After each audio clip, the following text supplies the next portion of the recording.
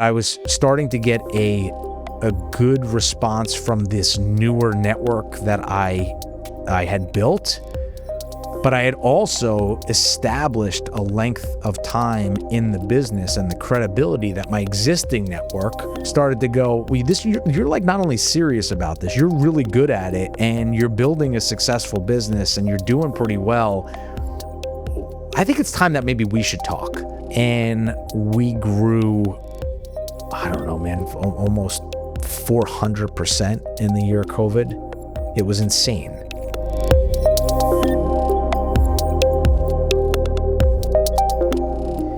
Success doesn't announce itself. It whispers in the late nights, the skipped parties, the quiet sacrifices no one else sees. In this episode, Bobby Mascia pulls back the curtain on what it really takes to build unshakable confidence and chase something bigger than yourself. From the friends he lost along the way, to the nights where self-doubt almost won, Bobby's story is raw, honest, and relentless. He shares why consistency, not talent, became his greatest advantage and how failure turned into his most valuable teacher. Stay with us until the end. This conversation isn't just about discipline, it's about the lonely, powerful journey of becoming someone you believe in.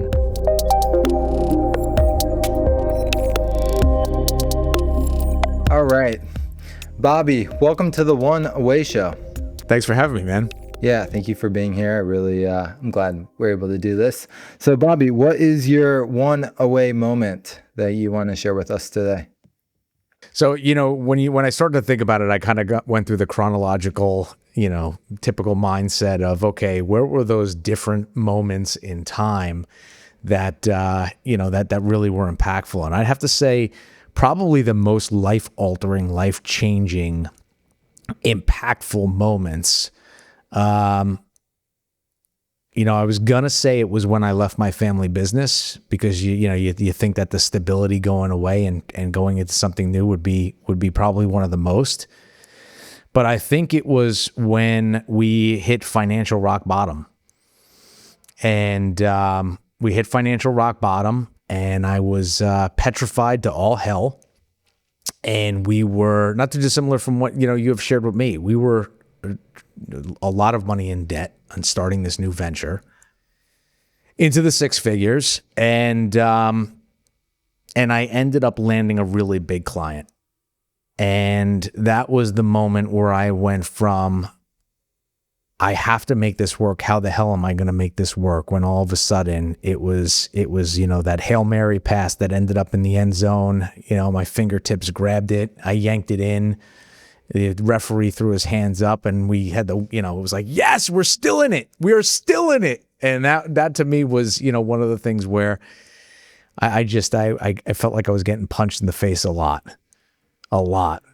Yeah. And that was a pretty impactful moment in terms of how, you persevere and you keep pushing through, and good things will happen. And that was the start of it, man. That was really the start. Because I think I shared with you that when I left my family business, the resonating message of all the people who were in my, let's call it community, inner circle, they were basically like, what the hell are you doing? Go back. How could you leave? It's a successful business. You're going to go do something on your own? You're crazy. You've got the goose that laid the golden egg right there. And I was like, no, I am determined to follow my own path, to follow my passion and do what it is that I need to do. So I had to start really from zero. Well, thank you for sharing the moment that you walked away from the family business, but I also want to maybe lean into something, and I also want to understand what the family business was for those that don't know Bobby Mascia, or Mascia. How do I not know this, Bobby? It's because everybody pronounces it differently, but I always say Mascia. Mascia. That's a nice way to say it. So you said you were in kind of the financial throes of, hell. Was it because of the capital and what it took to start the next business? Like what was the driving force behind kind of the financial hardship? And yeah, maybe speak to that. And then I'd love for you to share what the family business did and what determined you to walk away. So I know that's a loaded question, but feel free to pick at it how you wish. So if it's okay, I'd love to set the scene a little bit because I Please. think that matters in the context of the story.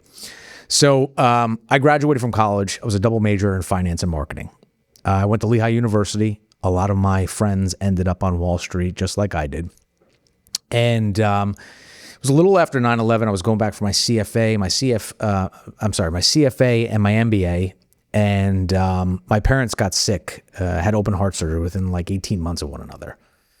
So I left and I did the one thing I promised myself I'd never do, and I got involved in my family business. And at the time, my dad was franchising Dunkin' Donuts, Baskin Robbins. He had about 20 locations.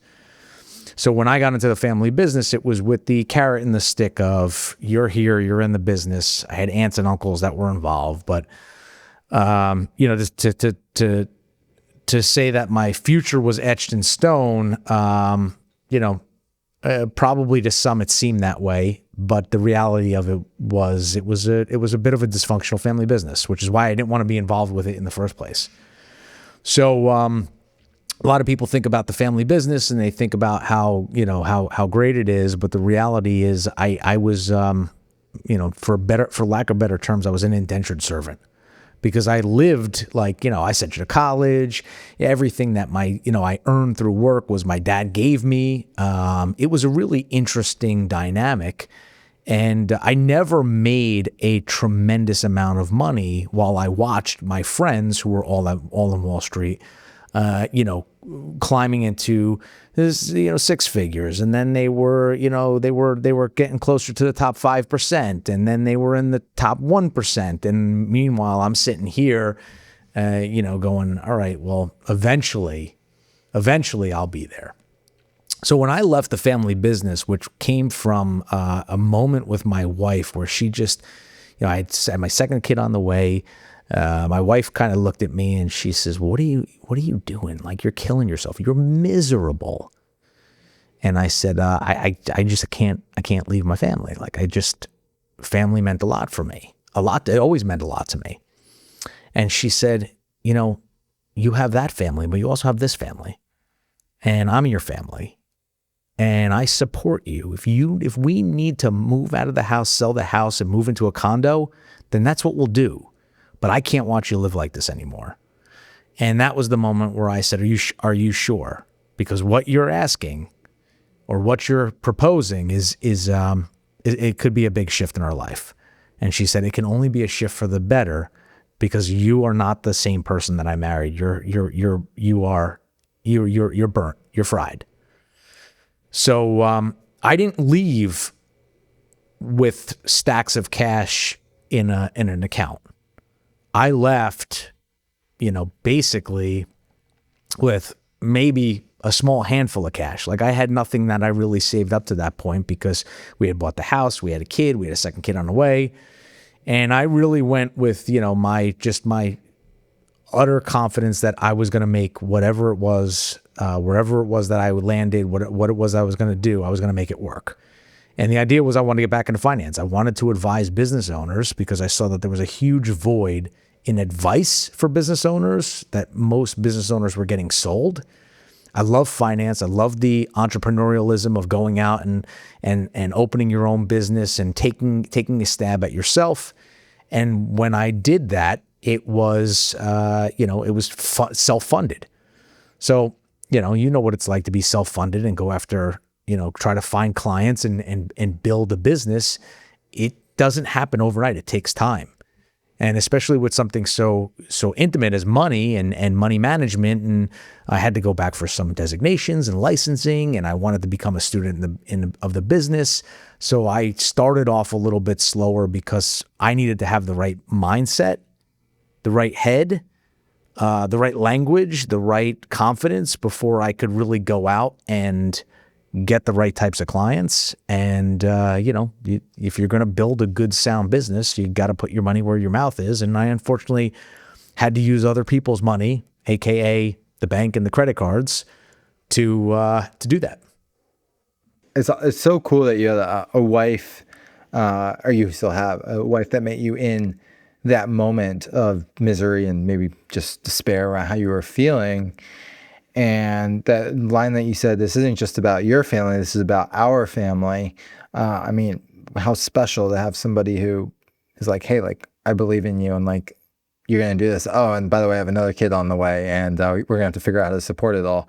So what do you, I mean, beyond, let's just say beyond like Bobby being happy, what do you think it was about your wife? Like, I mean, you married her, you picked her for a certain reason. Like, I mean, it sounds like that was a huge enabler for you to branch out eventually. What was it about your wife, do you think, that enabled her to say that for herself and what she wanted with you? My wife is smarter than I am. When I first met her, and we first started our relationship, she was working for McKinsey Consulting, and I think that she knew what life had to offer educated people who had a drive, and she knew how I felt about my family and how I was always trying to make them happy. And I think she knew that if I took that passion, that energy, that effort, as along with my smarts and my creativity and, my ability to kind of strategically think through problems, I would be able to create a lifestyle that was a little bit more with what we needed currently, not that carrot and that stick of the future. And she also just knew that my family took advantage of me. And that was not something that she enjoyed watching. Yeah. Wow. Sounds like a strong, independent woman, or just a strong-willed woman. She's a no BS. Definitely a no BS type of woman. Probably. Which I love about her. It's good for you. You can joke, and then she can keep you in line. It sounds healthy. So when you decided to walk and say, hey, I got to step, I mean, take us to that moment. Like, what were the emotions running through your head? Were you scared, terrified? Did you have confidence in your future and you just couldn't wait to rip the Band-Aid off? Was it a mix of both? Like, where was your headspace, heart space at this point in time? So it was weird because I knew, you think about it, right? You started my career in finance on the institutional side. I left in 2003, I think it was. And it was 2010, 2011, just right after the financial, it was still kind of in the financial crisis. And I knew what I wanted to do, and I wanted to do more like consulting. But I also knew how long of a lead time that was going to take. So I tried to think about what was maybe something that was a little bit more parallel with my current skill set and my current experience. And I had my real estate license at the time, and I figured, maybe commercial real estate investing. Maybe I could do something along those lines, and I could start to build up some cash, and then I could start to incorporate the consulting and the finance into part of that. But it was just a really bad time overall. Bad time for commercial real estate. Bad time for finance. Just a bad time for business. So I knew that I after thinking through what it was that what my options might have been, I kind of just said, I got to go after what is going to make me happy, because ultimately that's where I'm going to succeed. And once I was able to do that, I was scared, but I was also super excited.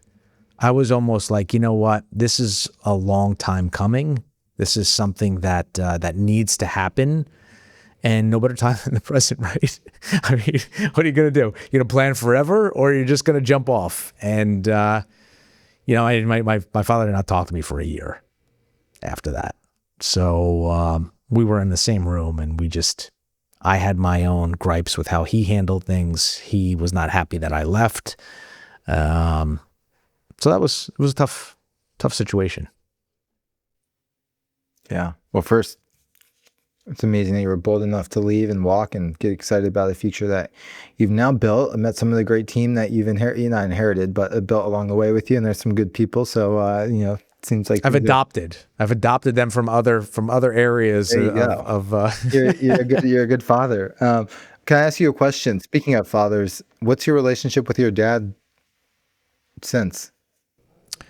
So my dad unfortunately passed about 2 years ago. Actually, it's going on 3 years ago this month. And, my dad and I, at one point in our lives, maybe 4 or 5 years later, so it took some time. Like we started talking. We didn't talk to each other for about a year.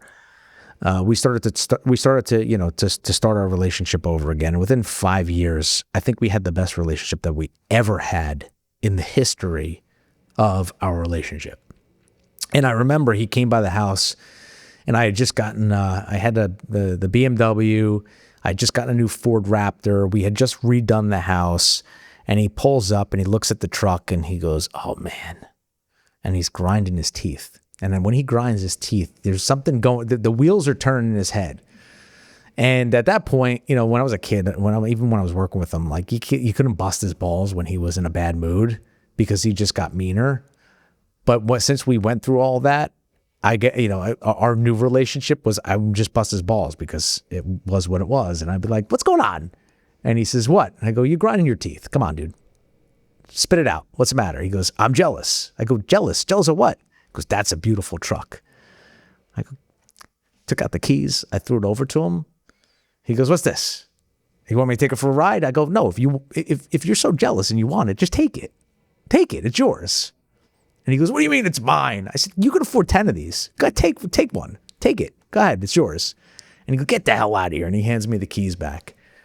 But, we built a really good relationship over the next couple of years. And he had tapped on me a few times to say, "Hey, why don't you I see you're doing real well. Why don't you do my finances?"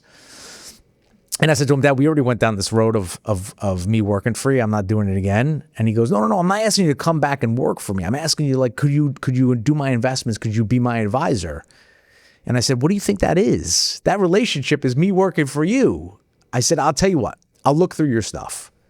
If I see anything that is of any concern or any question, we'll have a conversation. And then you can figure it out with your advisors on how to change things, incorporate them, whatever it needs to be." So we went through his estate planning and his financial plan, his liquidity, his cash plan, everything that he was using to finance the stores. And I brought up a number of concerns. And then when he got diagnosed with cancer, he said, "All right, we can't play this game anymore. Can you just do this for me?"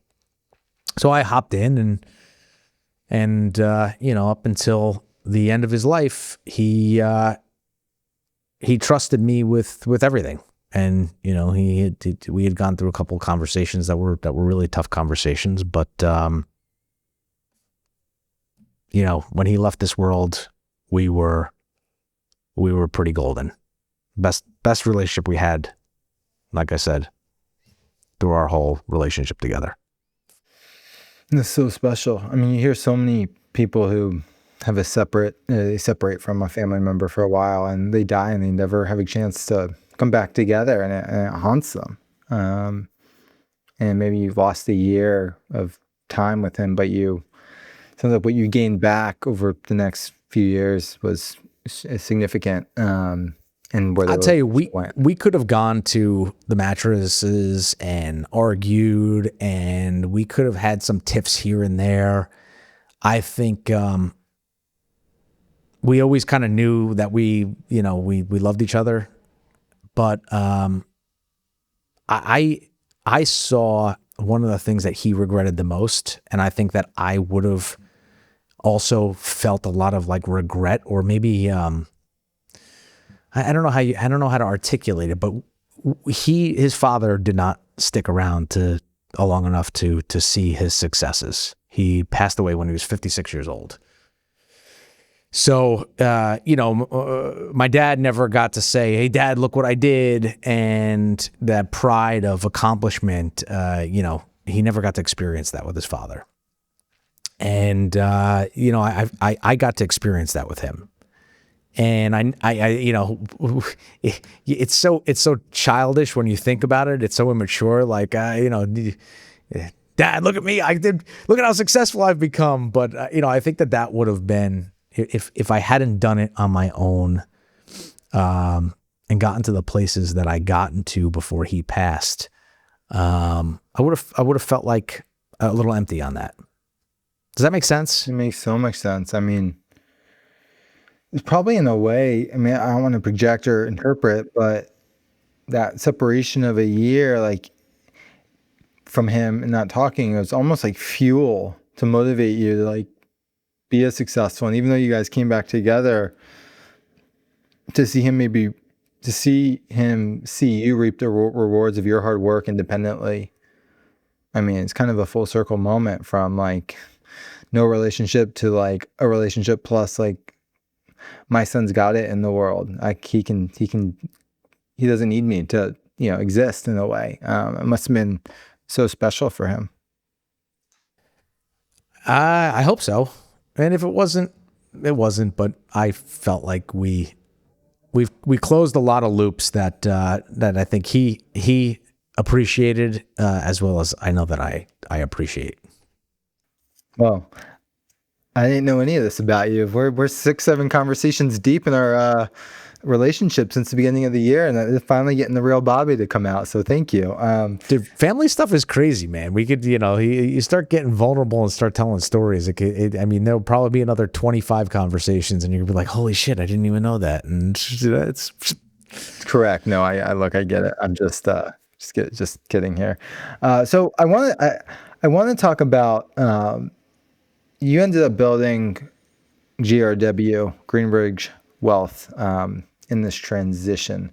I would love to know, like, when you started it, like, what did you see for it? Was it just like, I'm trying to survive and just get something off the ground, or was there this greater ambition to grow into a nice size, financial, planning firm, like, what you built today? Like, what did you see for yourself when it was just you with some bank loans and some credit cards funding the dream? Like, what were you looking at that no one else could see at the time?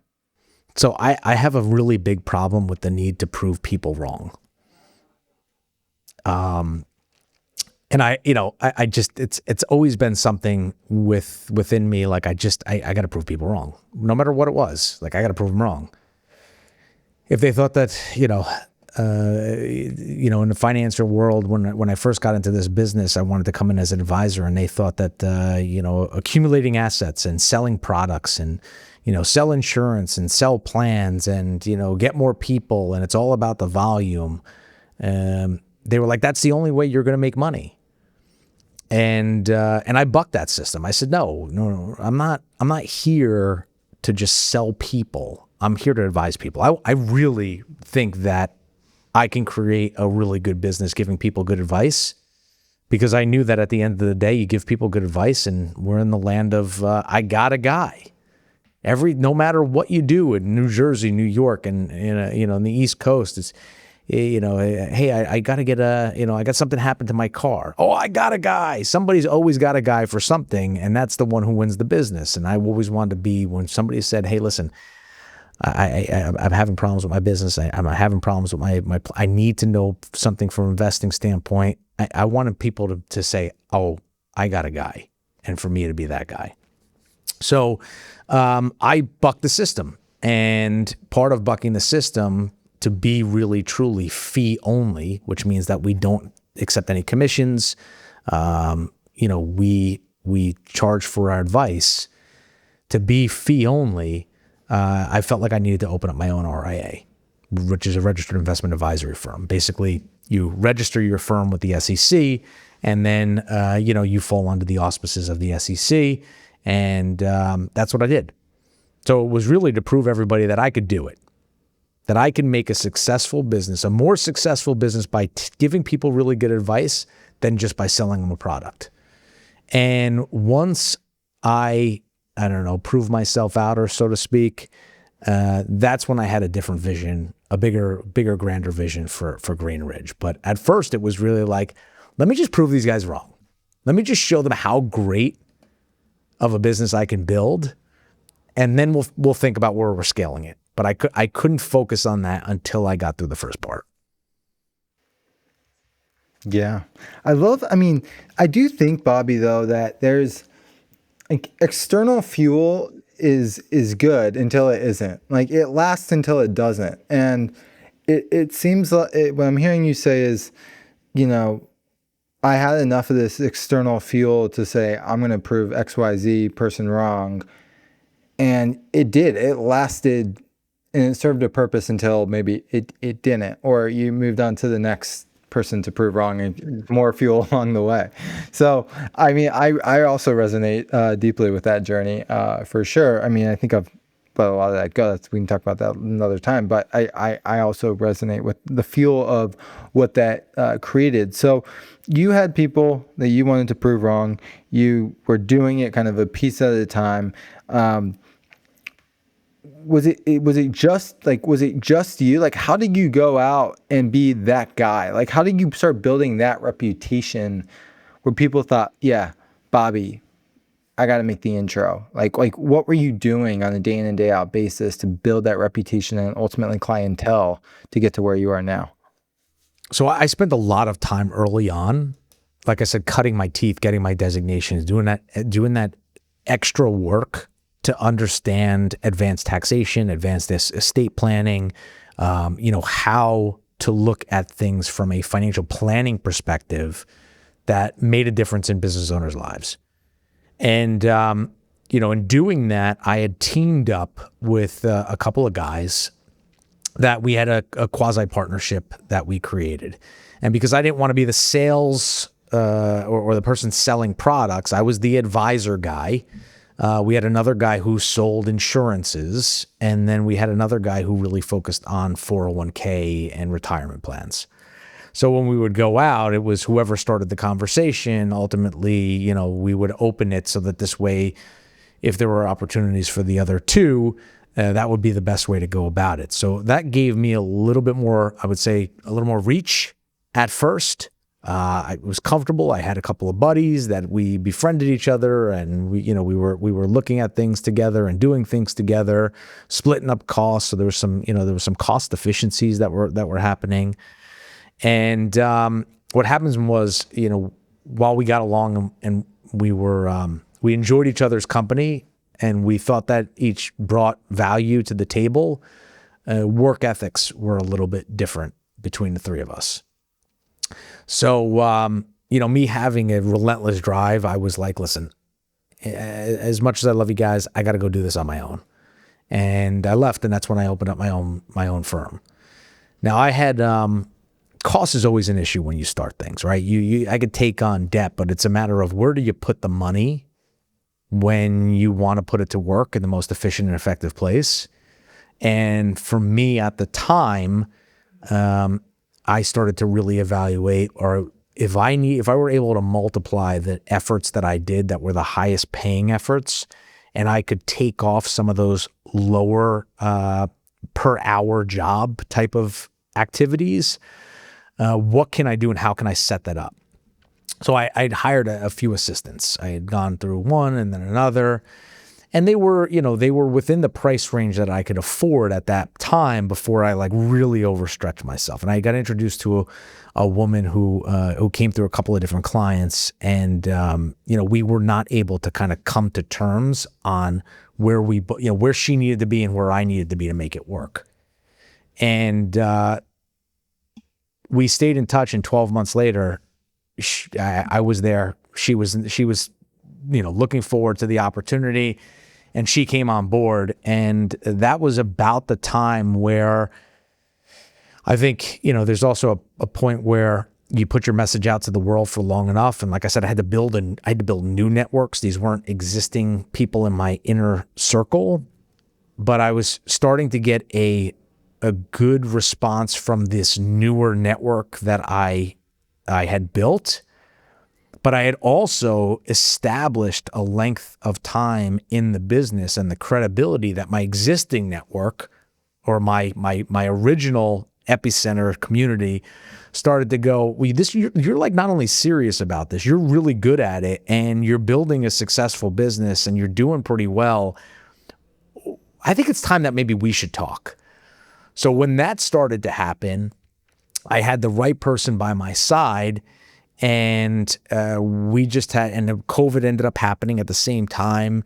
So it was a mix of messaging to the markets, the right people hearing it and responding. And we grew, I don't know, man, almost 400% in the year of COVID. It was insane. And I had been talking to my business partner for about 2 years at that point. And we had been vetting each other out because he had a failed partnership and I had that failed partnership that I talked about. And I said to him, I'm like, dude, I've grown over 400% this year, and I'm either going to hire somebody to come in and help me, or we can just get this marriage done. And why don't you buy in and come on board? Because now's the moment where you got to shit or get off the pot.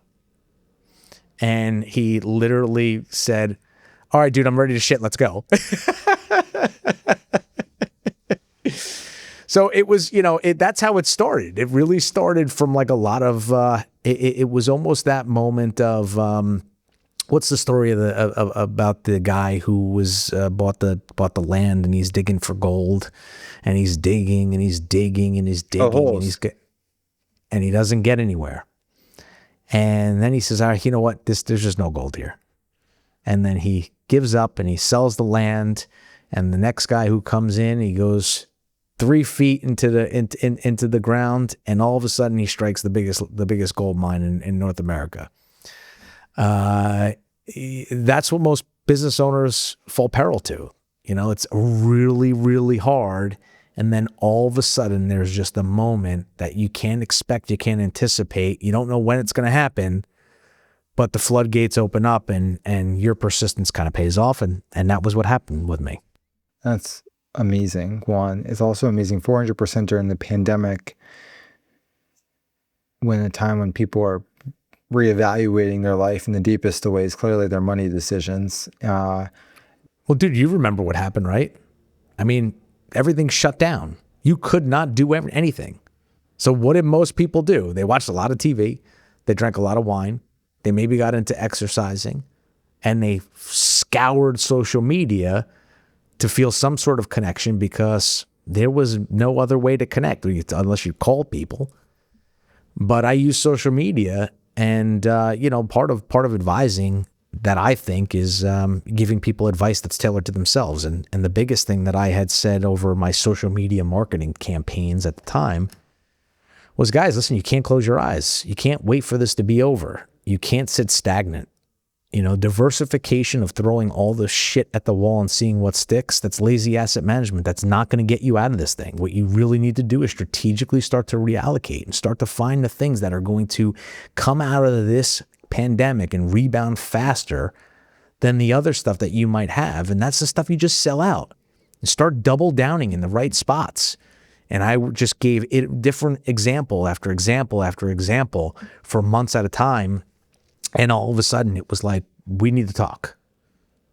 And that phone call came, I don't know, I got 5, 6, 7, 8 of them a week. And it was insane. Did you so it sounds like it was a constant dripping and repetition and meeting, and all of a sudden just boom, were you up until that point where like you said, the floodgates start to open? Were you nervous you weren't ever going to make it? Or was it like, hey, this is just like a slow burn right now, and then all of a sudden it was just like whoosh, and then you had the infrastructure and we're ready for it. The partner came on, and then you really could get to work. What was, before that happened, what was your headspace around the business? So the interesting thing about going independent is, unlike people who are at Merrill Lynch or Morgan Stanley, if you're at Merrill Lynch, you're at Merrill Lynch. If you're at Morgan Stanley, you're at Morgan Stanley. When you're independent, you can choose your custodian. So at the time, I had Fidelity and Charles Schwab. Part of getting on Fidelity was I had met the representative at Fidelity, and he had said, listen, at that point I wasn't at 25 million yet. I had like 17 million under management, and it was before the pandemic.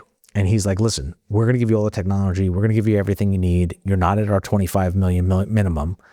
which it's since gone up since then. But he says, you're not at the $25 million minimum, but I've got all the faith in the world that by the end of the year, you're going to be there, and you have to be there by the end of the year.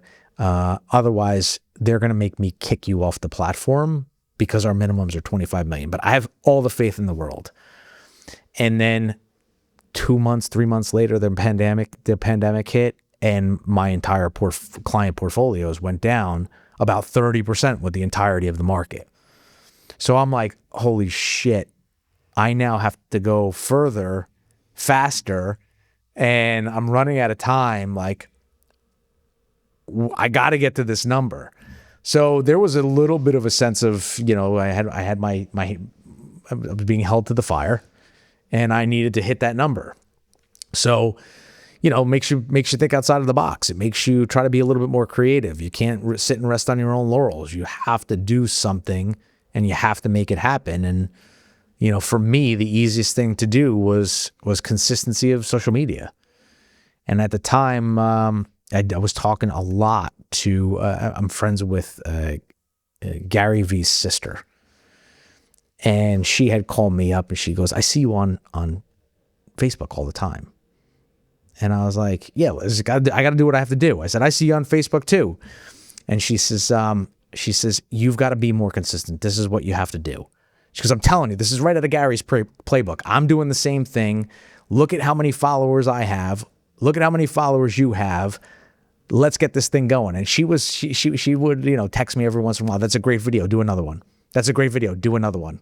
So, I felt like I had a little coaching on the side of somebody who we were, we had a vested interest in both of us succeeding because we were both trying the same stuff. She obviously had access to bigger stuff than I did, but desperate times call for desperate measures, and that's what I had to do. Yeah.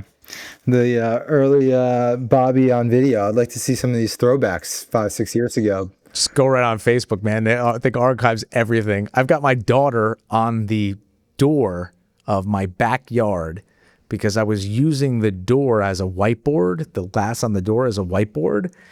And she had come over and we, you get the cuteness, the cuteness effect that helps out, right?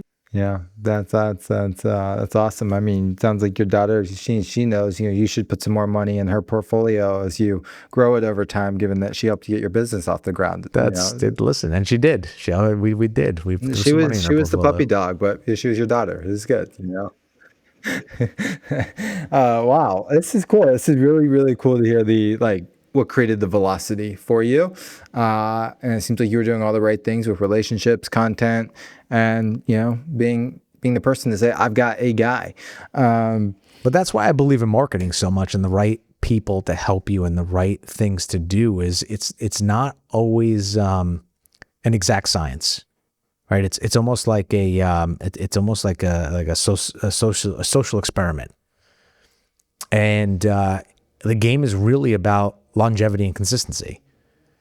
And I knew that if I started a marketing campaign on Facebook, it wasn't going to automatically give me dividends. I'd have to build up the subscribership. I'd have to take the time. I'd have to put the energy in. I'd have to create the content. I'd have to be compelling. And I'd have to practice. So the things that you do in marketing, really at the heart and soul of almost every business, if every business thought of themselves as a marketing company first, like, how do I market myself? Because what fuels a company? Revenue, sales. How do you get more sales in? You got to tell more people. How do you tell more people? There's different ways that you could do that, which is marketing. So, that's why I have such a passion for it, because it's if you keep that consistency, you end up cracking the code. I agree with you. Consistency builds trust, and trust builds brands, and brands create dollars. So that was my plug for you, Bri.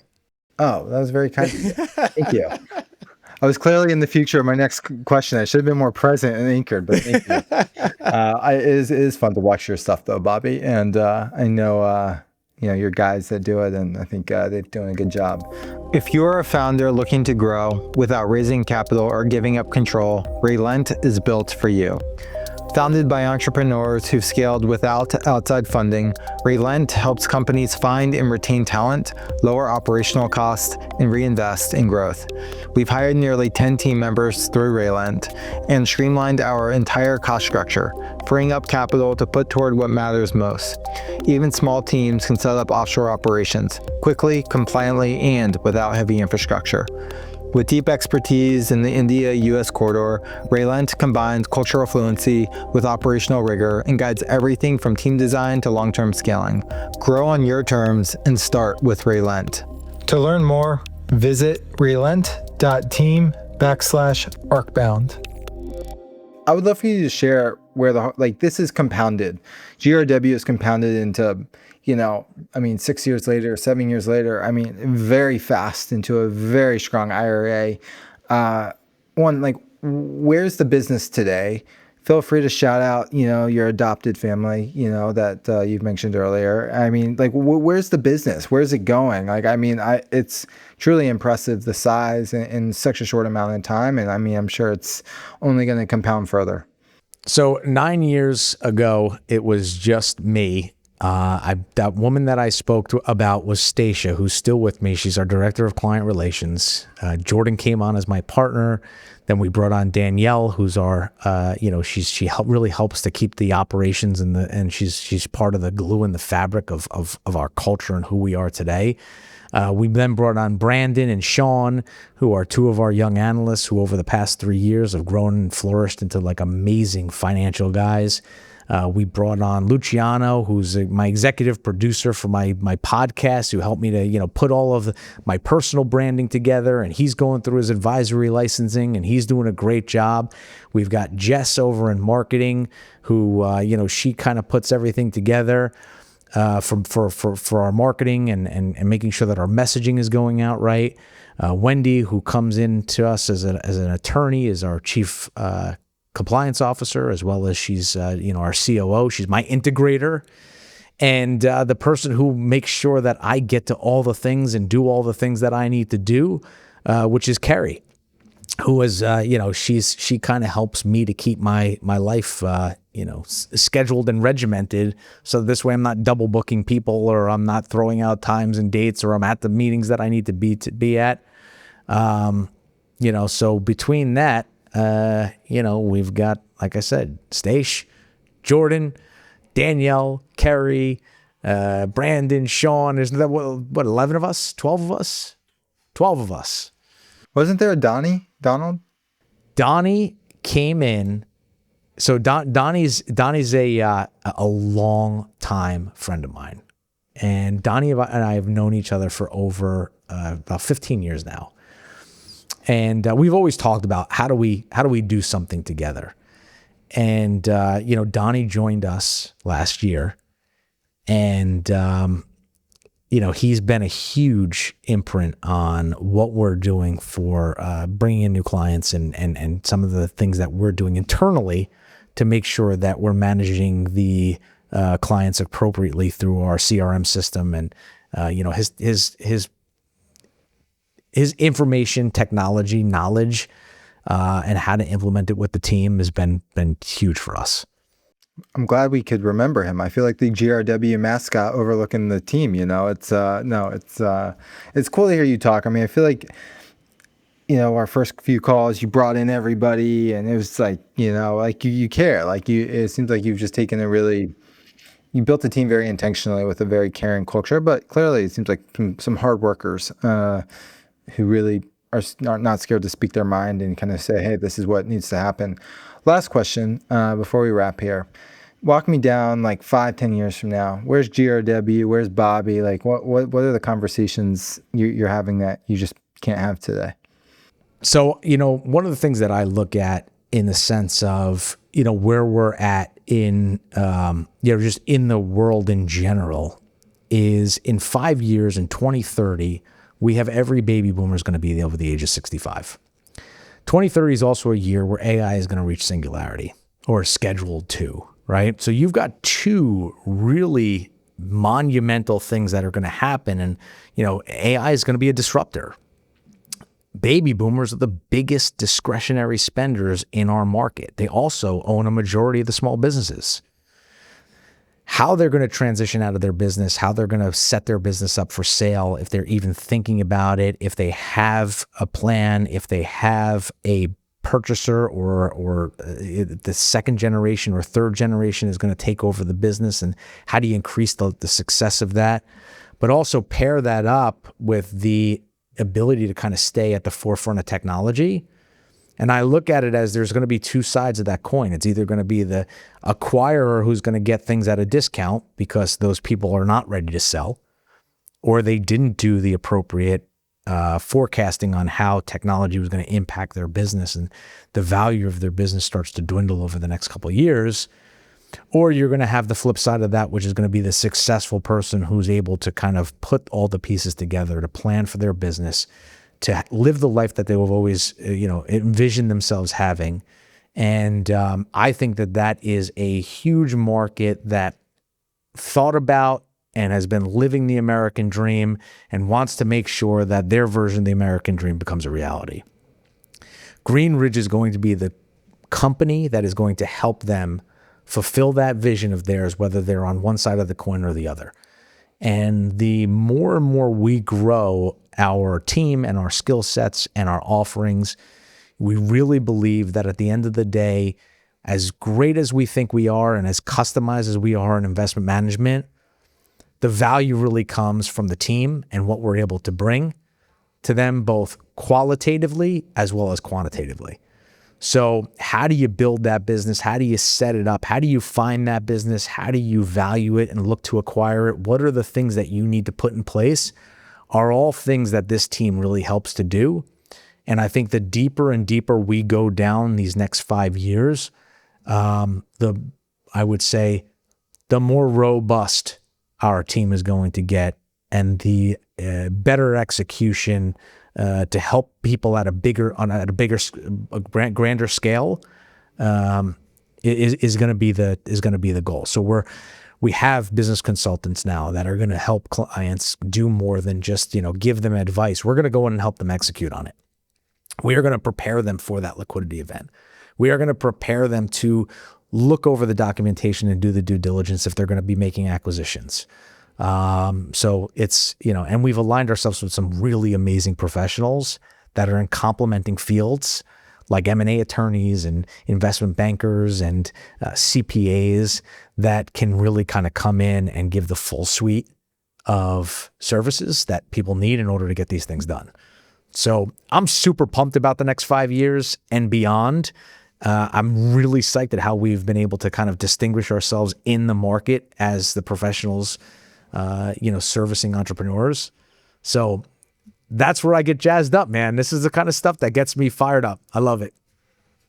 Well, it seems like, one, you have a deliberate plan. You've thought a lot about where the world's going, AI, the boomers, and just as you position yourself well right before the pandemic, you're positioning yourself well to have a few billion under management in the next 5 to 10 years. So that's what I see for you, at least. I hope we're on the same page. Bobby, that was a good comparison.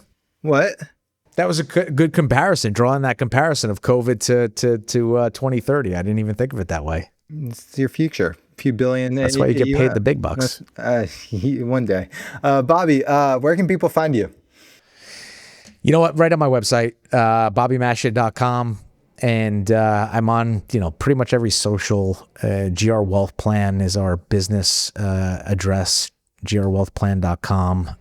You Google my name, and there's a lot of content because it's about consistency. It's about longevity. It's about keep going. So, you'd be hard pressed to not find me off of a Google search. That's right. I'm still waiting for the video of Gary Vee's sister inspiring you. That'd be good content too. So that's your next. I'm gonna have to call Liz up. I'm gonna have to give her the credit and see what that video does for us. Awesome. Well, thanks for coming on.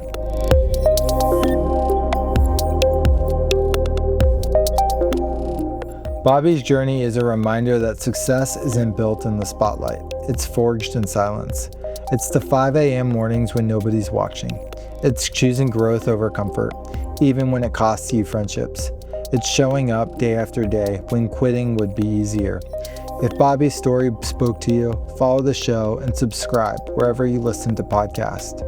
Share this episode with someone chasing their own version of greatness, because the hardest climbs are easier when you are not alone. And if you'd like to support what we are building, leave us a review. Your words help bring these stories to more listeners like you. We'll be back every Tuesday and Friday with new episodes, more journeys, deeper questions, and conversations that push you forward.